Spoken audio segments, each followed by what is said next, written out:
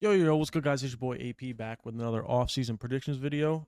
As I'm making these videos, I want you guys to know I'm probably again there might end up being called off-season review videos because as we get closer to the season, if I'm still doing these, which I don't know why I would be, but crazier stuff have happened, and a lot of these teams are making a lot of moves as we speak right now, so they might be closer to being done. So I might just either go back and change the title, or moving forward as I'm making these videos, they will be called off-season review videos. But today, still kind of be a prediction video, kind of not really. I'll go over some of the stuff. I'm going to continue to go over the stuff that they have done, and then maybe some stuff I think they still can do, and then maybe in the comments we can talk about that. Today we got the Chicago Bulls. Haven't been too not too crazy, I guess. They got rid of Levine and DeRozan last year. DeRozan might have been before the year even started last year. I can't really remember. Um, I don't quite know what they're doing. Okay, I'm going to talk about the elephant in the room, which is trading Lonzo Ball for Isaac Okoro right off the rip. Uh, this team is relatively young. Okay, you had Isaac Okoro, who was 3 years younger than Lonzo, but Lonzo wasn't like Lonzo's 27. It's not like he's like 34 and he's declining. Granted, he could decline because he's coming off injury, hasn't looked like his self fully yet. I'm not really gonna talk about Lonzo too much because I'm gonna talk about him on my Cavs off-season prediction review, whatever you want to call it. So I'll strictly talk about Isaac Okoro yet right now. He's 24 years old, 6'5", pretty strong dude. I've watched him play the last 5 years. He honestly, if he develops an offensive game, and I don't mean just shooting, right?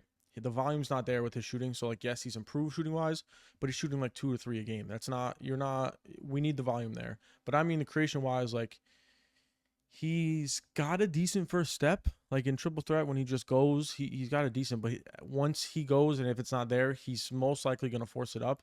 I know for a fact I'm not saying he hasn't gotten better at this, but like over the years, on a fast break, don't expect the ball. I'll tell you that. He's going up with that. He's a pretty good fast break player. I'm not saying he's not, but he's going up with it, okay? Um, this team is young, right? Josh Giddey, 22. Uh, the kid they just drafted is 18 years old. Kevin Herter's only 26. Taylor Horn Tucker's 24. Um, like I said, Okoro's 24. Julian Phillips is only 21. Dalen Terry's only 22. Kobe White's 25. Patrick Williams 23. Jameer Young's 24. So they're decently young. I don't know the direction they're going. Josh Giddey's looking like he's improving very well, so he seems to be the point guard, shooting guard for the future. They just re-signed Trey Jones, so and you got Kobe White, but I think Trey's fine with being on the bench. I don't think he's that pressed about it because he's not like upper echelons of What? Bro, what are you talking about, man? upper echelons of point guards.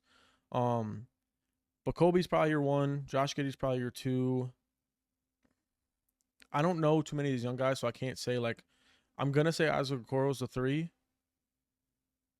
but I don't really know. Okay, so bear with me. Patrick Williams is the four, and Jalen Smith is the center. I'm going strictly off of this is my prediction now. I think Vucevic is gone. I don't know why you keep him here. You're paying him $20 million.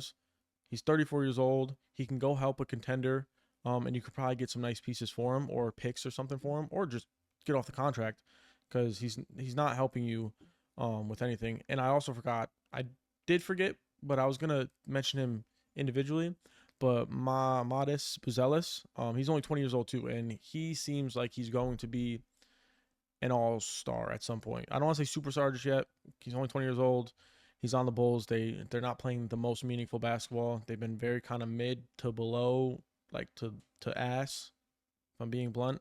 Um, but Buzelis seems like he's really going to be good. So he might actually. I would put him in the starting lineup over Okoro. That's who I would put.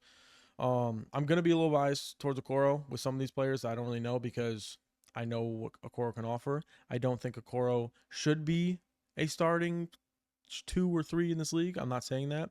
He is a very good backup, especially if he can just develop his shooting and playmaking. Essentially, I mean, everyone needs playmaking. You don't need to be the best playmaker, but you need to offer something to get your teammates a little better. I don't really know what they should do besides get off of Nikola Vucevic's contract and just maybe get younger pieces, get some picks. I'm not too sure, but for the most part, Bulls are pretty young. They might be mid this year, but I feel like they'll be an exciting mid because of how young they are and how Josh Giddey looked towards the end of the season. Matis is looking really good. Oh yeah, they got Io DeSumo also. He's pretty young, 25 years old. You got Okoro. Maybe he'll flourish in a new system. I don't really know. I don't think he'll be. I don't foresee Isaac Okoro ever being an All Star, but he could be on the upper echelon of the bench players. And Kobe White too, with the way Kobe White's playing. Patrick Williams is kind of disappointing, but you never know, right? So let me know what you guys think down below. What you think the Bulls should do, and if you think you like regret anything they have done or haven't done, whatever. Let me know in the comments down below what you think. It's your boy AP. I'm out. Deuces.